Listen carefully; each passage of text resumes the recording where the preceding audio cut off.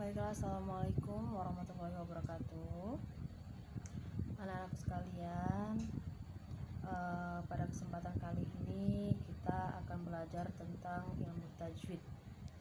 Ilmu tajwid yang akan kita pelajari pada hari ini yaitu ilmu tajwid qalqalah. Ada yang tahu arti qalqalah? Ada yang sudah pernah pelajari? Yang sudah tahu boleh tunjuk tangan. Ada yang tahu? Ayo, ada yang tahu? Tidak ada yang tahu? Baiklah. Kalau tidak ada yang tahu, Ibu akan jelaskan. Qalqalah secara bahasa, pengertian qalqalah yaitu getaran dan gerak suara yang memantul. Jadi, saat membaca ayat Al-Quran tersebut, suara kita akan terdengar seperti memantul. Seperti memantul dan suara kita itu bergetar. Dan sedangkan qalqalah menurut istilah terbagi menjadi 3. Qalqalah adalah memantulkan bacaan huruf tertentu dalam Al-Quran disebabkan sukun atau mati asli karena tasydid dan wakaf dengan dimatikan. Kemudian ada yang tahu huruf qalqalah itu ada apa aja? Ayo, yang sudah pernah belajar ilmu tajwid qalqalah, ada yang tahu?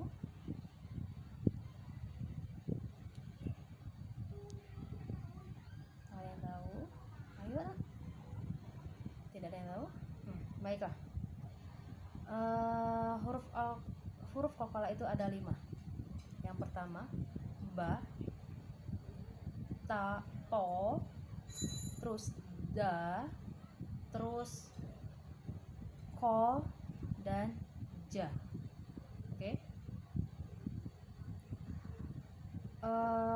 Agar untuk mempermudah kalian menghafal huruf-huruf tajwid qalqalah ini, kalian bisa mensingkatnya dengan cara ba, ju, di, to, ko. Oke. Ba itu ba, ju itu ja, di itu da, to itu to, ko itu. Oke, baiklah, Ibu ulangi lagi ya.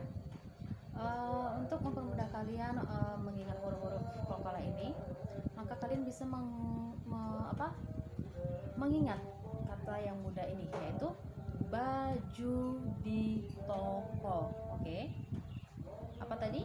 Baju di toko. Ba itu huruf ba, ju itu ja, di itu da, to itu huruf to, ko itu huruf ko. Jadi kalian bisa dengan mudah mengingatnya bahwa huruf qalqalah itu adalah baju di toko. Oke, apa nak? Baju di toko. Oke. Sudah bisa kalian mengingatnya? Oke, lanjut. Sekarang qalqalah itu terbagi menjadi 2, yaitu ada qalqalah sugro atau kecil dan qalqalah kubro. Apa arti dari qalqalah sugro? Qalqalah sugro itu dalam ilmu tajwid yang pertama yaitu qalqalah sugro, artinya jika ada huruf qalqalah yang terletak di tengah bacaan dengan harokat sukun. Apa? Jika ada huruf qalqalah yang terletak di tengah bacaan dengan harokat sukun. Dan cara membaca qalqalah sugro ini dengan pantulan namun tidak terlalu kuat. Oke. Apa itu tadi qalqalah sugro? Jadi qalqalah sugro itu adalah huruf qalqalah yang terletak di tengah bacaan dengan harokat sukun. Dan cara membaca qalqalah sugro ini tidak terlalu kuat. Biasanya huruf qalqalah sugro ini terletak di tengah bacaan. Oke.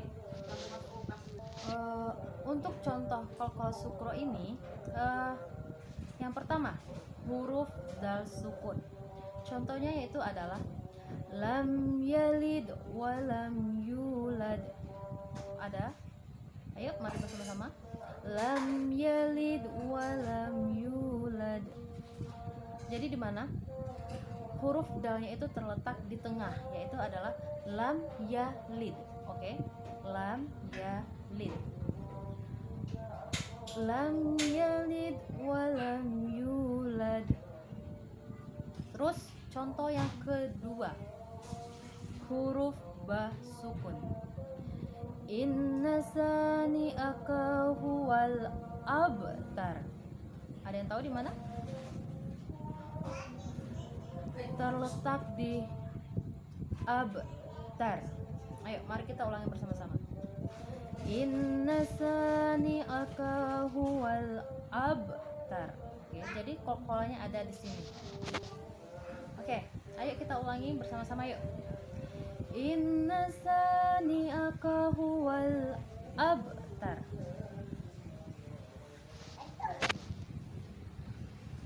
Jadi huruf ba.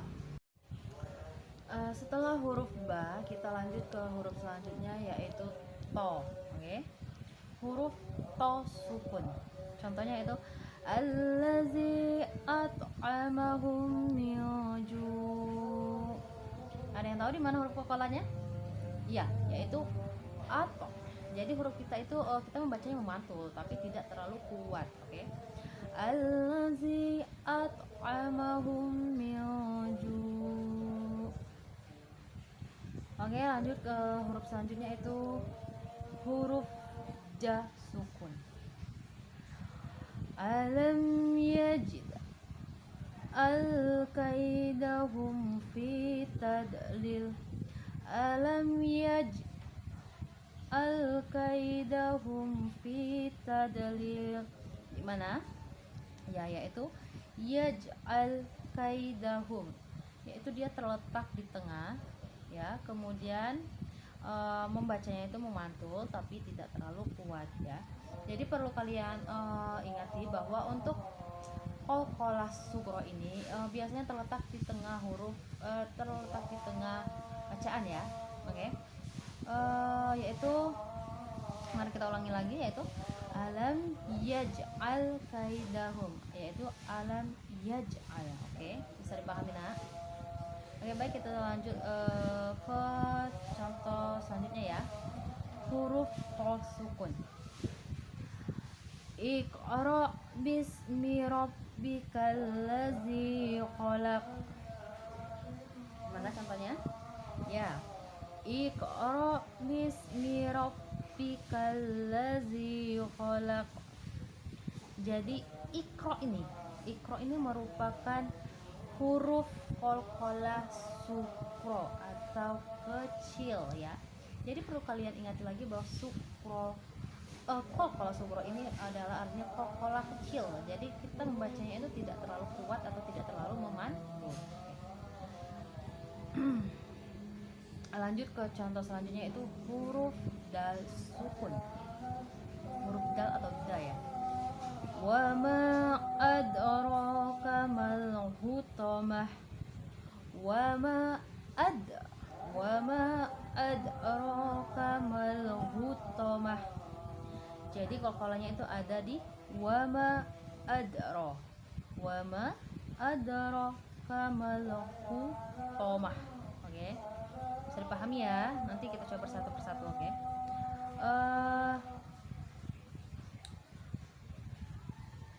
Sekarang kita lanjut ke qalqalah kubro, oke? Ada yang tahu arti qalqalah kubro? Qalqalah kubro atau qalqalah besar.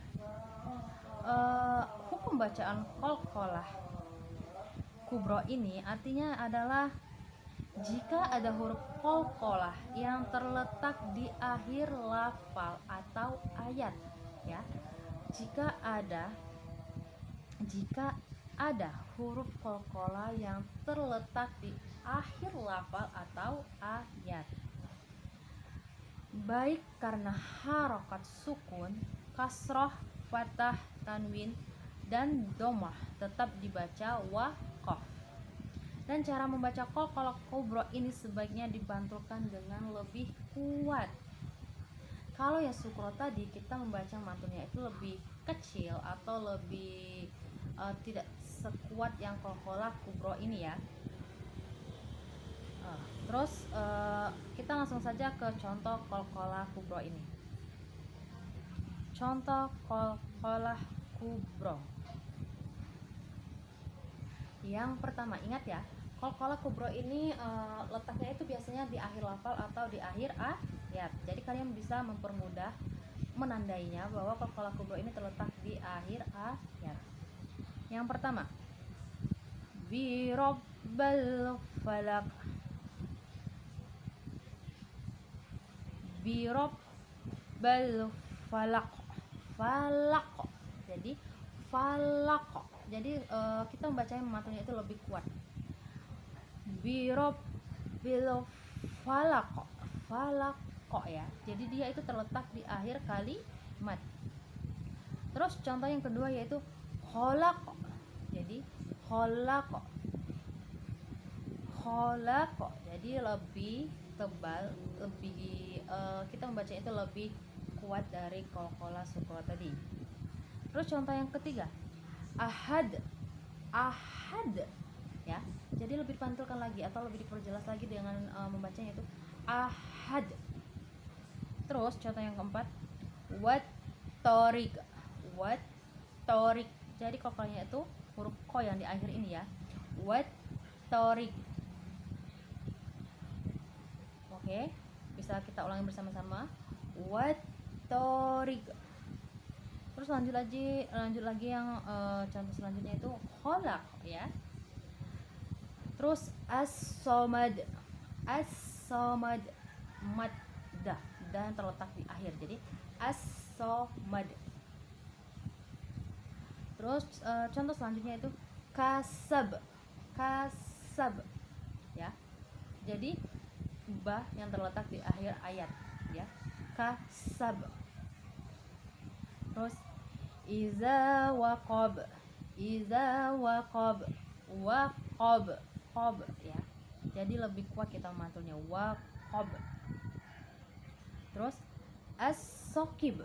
As-saqib. Jadi banyak itu di akhir ya, kita membacanya lebih kuat lagi. Terus fil huqad. Fil huqad. Terus contoh yang terakhir yaitu adalah dafiq. Dafiq. Sudah ya. Jadi kita ulangi lagi yaitu bahwa qalqalah itu kita membacanya itu dengan cara dipantulkan. Suara kita memantul saat kita membaca huruf qalqalah tersebut ya. Jadi huruf qalqalah itu tadi ada apa saja? Ba, ja, to, da, dan ko. Jadi untuk mempermudah kalian itu bisa kalian singkat dengan dibaca baju di toko. Oke, baju di toko.